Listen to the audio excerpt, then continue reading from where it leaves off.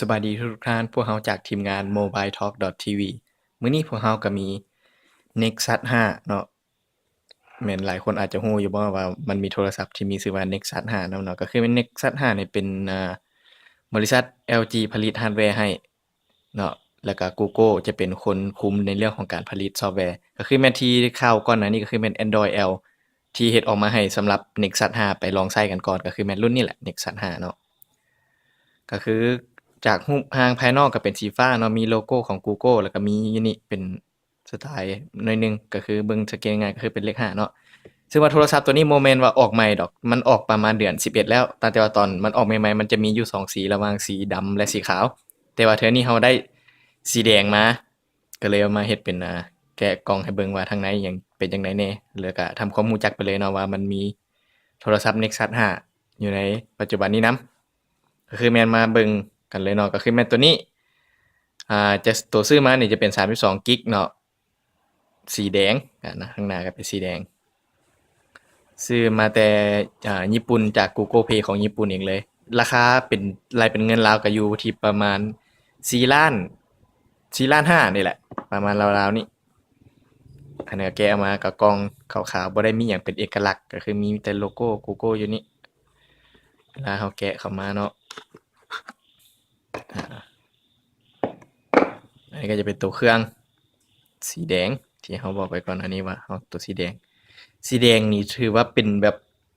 มันโมเมนต์แดงแดงซ้ำแดงอย่างไรเป็นแดงแบบแจ๊ดๆหั่นนะคล้ายๆเสื้อแข่งเรือเฮาหั่นนะเสื้อแข่งบุญทรงเรือเฮาเป็นสีแดงแจ๊ดๆนะสีประมาณนั้นเลยตัวนี้แหละสีแดงทั้งหน้านี่เป็นสีดำขอบเนาะมีแต่เห็นเอกลักษณ์ตัวนี้จะเป็นสีแดงเดี๋ยวจะมาเบิ่งตัวเครื่องกันใหม่มานึงเดี๋ยวเบิ่งทางในกล่องก่อนว่ามีหยังแหน่อันนี้ก็แกะออกมาเนาะ เป็นถาดห้องซื้อบ่ได้มีหยังแกะมานี่ก็จะเห็นเป็นตัวใส่ซิมบ่แม่นใส่ซิมเป็นตัวเจาะเอาถาดซิมออกมาให้เป็นมนๆแล้วมีแหลมๆอยู่นี่ก็เขียนวิธีให้เบิ่งอยู่ว่าเฮ็ดจั่งใดตัวต่อมาจะเป็นคู่มือเนาะสังเกตว่าคู่มือนี่จะส่วนหลายจะเป็นภาษาญี่ปุ่นย้อนว่าซื้อมาจากญี่ปุ่นมันก็เลยว่าภาษาหลักมันก็เลยเป็นอันนั้นข้างในก็จะเป็นสาย USB แล้วก็บอนปลั๊กไฟตัวนี้ ก็คือแม่นสามารถใส่ไฟบ้านเฮาอย่างได้ปกติแล้วเพราะว่ายุคปัจจุบันนี้แม่นไฟก็จะบ่ได้แยกกันคือสมัยตะกี้แล้วนะว่าไฟ120บ่หรือว่า220อหยังประมาณนี้เพราะว่าพวกเครื่องพวกนี้มันจะฉลาดขึ้นมันสามารถปรับตัวเองได้เลยว่าข้อยควรจะใช้ไฟตัวหยังอิหยังประมาณจั่งใดประมาณนี้นะเนาะนี่ก็ถือว่าเป็นส่วนของกล้องกลับมาเบิ่งอยู่ที่ตัวเครื่องก่อนเนาะสังเกตว่าตัวนี้ก็ยังอันนี้ถือว่ายังใหม่ๆยังบ่มีการเปิดใช้เครื่องหยังเทื่อ ก็คือมันโลโก้เอกลักษณ์ก็คือเป็น Nexus 5เนาะสเปคคร่าวๆก็แม่นกล้องนี่8ล้านพิกเซลมีระบบ OIS มานำตัวนี้ OIS ก็แม่นคล้ายๆประมาณเวลาที่เราถ่ายวิดีโอหรือถ่ายรูปมือเราสั่นๆแบบนี้นะมันจะหลุดผ่อนตัวนี้ให้เราได้นำเนาะแล้วตัวนี้มาเป็น32กิกบ่สามารถแกะแบตเตอรี่ได้หน้าจอให้แม่น4.9 นิ้วแล้วก็ใช้ระบบปฏิบัติการ KitKat เนาะแต่ว่ามี Android L อยากลองก็เราก็สามารถแฟลชเข้าตรงๆเลยก็ได้ ตัวนี้แล้วก็CPU แม่น Snapdragon 800 RAM 2กิกมีแต่เรามาเบิ่งภายนอกกันอันนี้ก็จะเป็นลำโพงมันจะมีตัวหนึ่งเป็นไมค์ตัวหนึ่งเป็นลำโพงจะบ่แม่นเป็นลำโพงเบิด2เนาะตัวทางกลางก็จะเป็นมันสากไฟบ่หรือว่าต่อเข้าใส่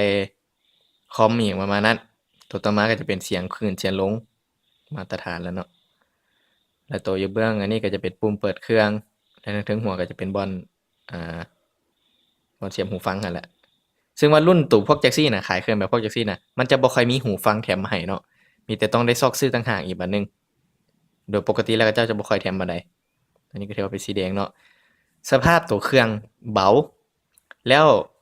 อันบอลอันนี้นะมันเป็นคือซาเป็นคือซาได้บ่ได้เป็นแบบเป็นคือแบบอย่างๆแล้วมึนๆมันจะบ่แม่นแบบนั้นมันจะเป็นซาคือสีดำแน่บัดนี้เรามาเปิดเครื่องเบิ่ง บ่ฮู้คือกันเด้อนี่ว่าระบบภายในนี่มันสิเป็นเวอร์ชันตัวใดเพราะว่าตอนตะกี้เห็นซื้อมาหั้นตัว Nexus 5ตอนมันเปิดตัวใหม่ๆมันจะอยู่ที่ประมาณ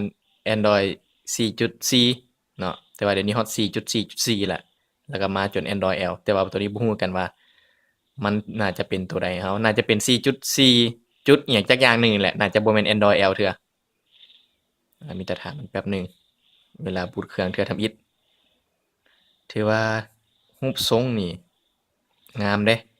แบบแตกต่างดีหั้นนะก็เป็นอันนี้เป็นเลนส์กล้องคือเลนส์กล้องใหญ่ๆเนาะแล้วตัวสีดำตัวนี้นะเห็นบ่เป็นเลนส์กล้องใหญ่ๆอยู่นี่เนาะแม่น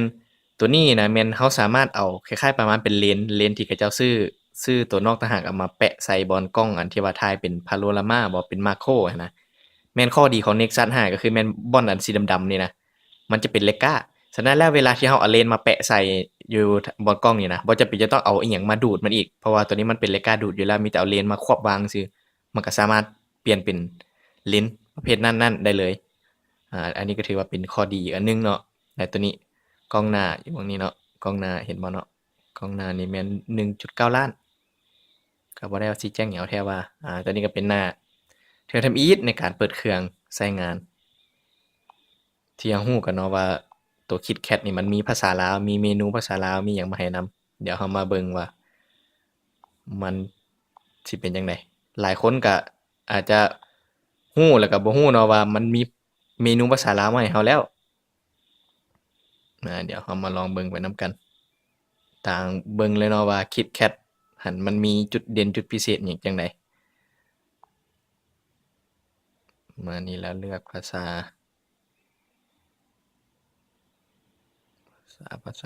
ลาวนี่เห็นบ่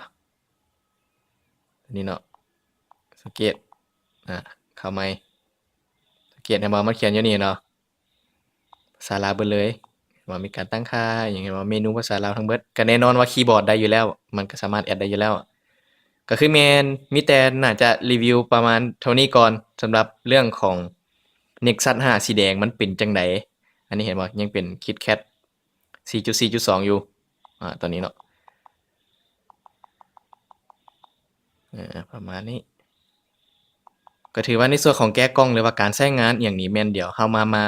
เบิ่งในเทปต่อไปบางเทื่อถ้ามีโอกาสได้ยืมเครื่องตัวนี้มาเราอาจจะมาลองสมเทียบกันเลยว่าระหว่าง